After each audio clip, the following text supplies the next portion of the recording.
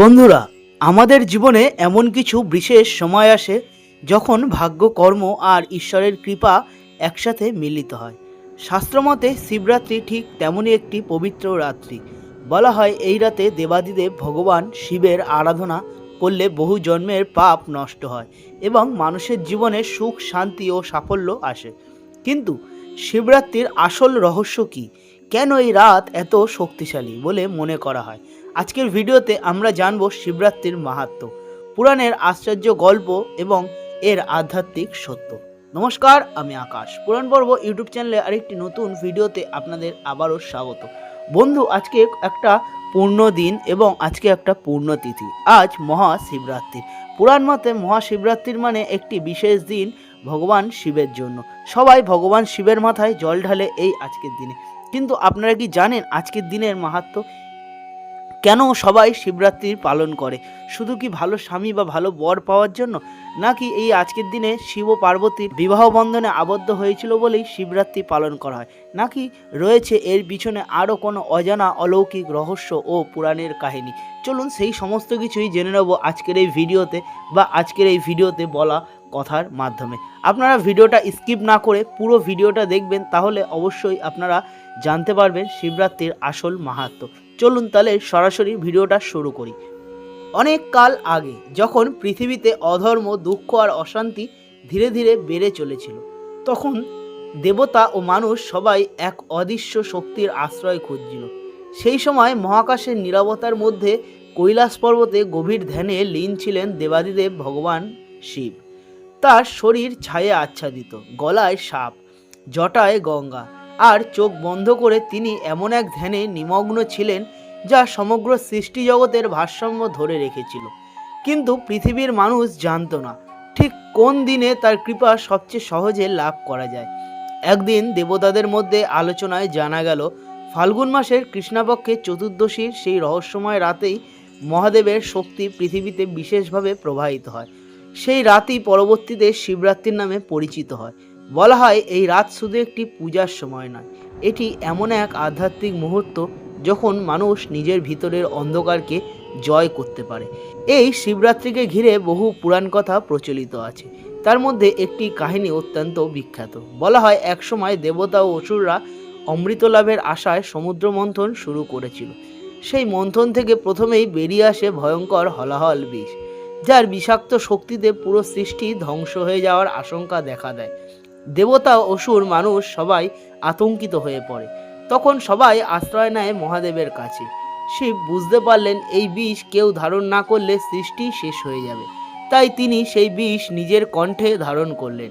বিষের প্রভাবে তার কণ্ঠ নীল হয়ে যায় এবং তিনি নীলকণ্ঠ নামে পরিচিত হন। এই ত্যাগের স্মরণেই শিবরাত্রি পালন করা হয়, কারণ এই রাত আমাদের শেখায় সত্যিকারের শক্তি হলো ত্যাগ ও করুণা। আরেকটি কাহিনী অনুযায়ী এই পবিত্র তিথিতেই মহাদেবের সঙ্গে দেবী পার্বতী এর শুভ বিবাহ সম্পন্ন হয়েছিল। দেবী পার্বতী কঠোর তপস্যা করে শিবকে স্বামীরূপে লাভ করেছিলেন। তাই শিবরাত্রি শুধু ভক্তি নয়, এটি প্রেম, ধৈর্য এবং আত্মসমর্পণেরও প্রতীক। বিশ্বাস করা হয় এই দিনে উপবাস রেখে ভগবান শিবের পূজা করলে দাম্পত্য জীবনে সুখ আসে এবং অবিবাহিতদের ভালো জীবনসঙ্গী লাভের আশীর্বাদ মেলে। এখন প্রশ্ন আসে, কেন শিবরাত্রিতে উপবাস ও জাগরণ করা হয়? শাস্ত্র বলে মানুষের মন সবসময় ইন্দ্রিয়ের দিকে ছুটে চলে, কিন্তু উপবাস করলে শরীর হালকা হয় এবং মন ধীরে ধীরে ঈশ্বরের দিকে কেন্দ্রীভূত হয়। আর রাত্রি জাগরণ মানে শুধু না ঘুমিয়ে থাকা নয়, এটি হলো সচেতন থাকা, নিজের ভিতরের অন্ধকারকে চিনতে পারা। শিবরাত্রির রাতকে বলা হয় জাগরণের রাত, অজ্ঞানতা থেকে জ্ঞানের দিকে যাওয়ার প্রতীক। গ্রামের সাধারণ মানুষ থেকে শুরু করে বড় বড় সাধু সন্ন্যাসী পর্যন্ত এই রাতে শিবলিঙ্গে জল, দুধ, মধু, বেলপাতা অর্পণ করেন। এর গভীর অর্থ আছে। জল হলো জীবনের প্রতীক, দুধ হলো পবিত্রতার প্রতীক, মধু হলো মাধুর্যের প্রতীক এবং বেলপাতা হলো ভক্তির প্রতীক। যখন ভক্ত এইসব অর্পণ করে তখন সে আসলে নিজের অহংকার, কামনা ও দুঃখ ভগবান শিবের চরণেই সমর্পণ করে। যোগশাস্ত্রের দৃষ্টিতে এই রাতে আরেকটি বিশেষ গুরুত্ব রয়েছে। বলা হয় শিবরাত্রির রাতে পৃথিবীর শক্তি এমনভাবে প্রবাহিত হয় যে মানুষের মেরুদণ্ড সোজা রেখে ধ্যান করলে চেতনা দ্রুত উন্নত হতে পারে। তাই অনেক যোগী ও সাধক এই রাতে ধ্যান করেন এবং আধ্যাত্মিক শক্তি লাভের চেষ্টা করেন।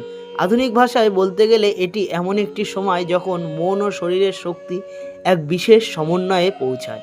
শিবরাত্রির মাহাত্ম্যের আরেকটি সুন্দর গল্পও প্রচলিত আছে। এক শিকারী বনে শিকার করতে গিয়ে একটি গাছের উপর বসে রাত কাটাচ্ছিল।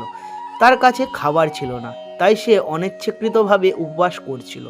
সে যে গাছে বসেছিল সেটি ছিল বেল গাছ, আর নিচে ছিল একটি শিবলিঙ্গ। রাত জেগে থাকার সময় সে বারবার গাছের পাতা ছিঁড়ে ফেলছিল, যা নিচে শিবলিঙ্গের উপরে পড়ছিল। ভোরে তার অজান্তেই শিবরাত্রির পূজা সম্পূর্ণ হয়ে যায়। পরে বলা হয় তার সমস্ত পাপ দূর হয়ে যায় এবং সে মুক্তি লাভ করে। এই গল্পের মাধ্যমে বোঝানো হয় সত্যিকারের ভক্তি থাকলে ভগবান শিবের কৃপা লাভ করা কঠিন নয়। শিবরাত্রি আমাদের শুধু ধর্মীয় আচার শেখায় না, এটি জীবন দর্শন শেখায়। শিব হলো ধ্বংসের দেবতা, কিন্তু সেই ধ্বংস আসলে নতুন সৃষ্টিরই সূচনা। আমাদের জীবনের দুঃখ, কষ্ট, ব্যর্থতা সব কিছুই একদিন নতুন পথ খুলে দেয়। তাই শিবরাত্রি মানে নিজের ভিতরের অন্ধকারকে ধ্বংস করে আলোকে গ্রহণ করা। এই পবিত্র রাতে যখন ভক্তরা ওং নমঃ শিবায় মন্ত্র জপ করেন, তখন তারা আসলে নিজের আত্মাকে শান্ত করার চেষ্টা করেন। এই মন্ত্রের অর্থ, আমি আমার অহংকারকে নত করছি সেই মহাশক্তির সামনে যিনি সব কিছুরই উৎস। তাই শিবরাত্রি শুধু একটি উৎসব নয়, এটি আত্মজাগরণের এক মহারাত্রি। এই রাত আমাদের মনে করিয়ে দেয় শক্তি বাইরে নয়, আমাদের ভিতরেই আছে। শুধু সেই শক্তিকে জাগিয়ে তুলতে হয় ভক্তি, ধ্যান ও বিশ্বাসের মাধ্যমে। আর যেদিন মানুষ নিজের ভিতরের শিবতত্ত্বকে উপলব্ধি করতে পারে, সেই দিনই তার জীবনের অন্ধকার দূর হয়ে যায়।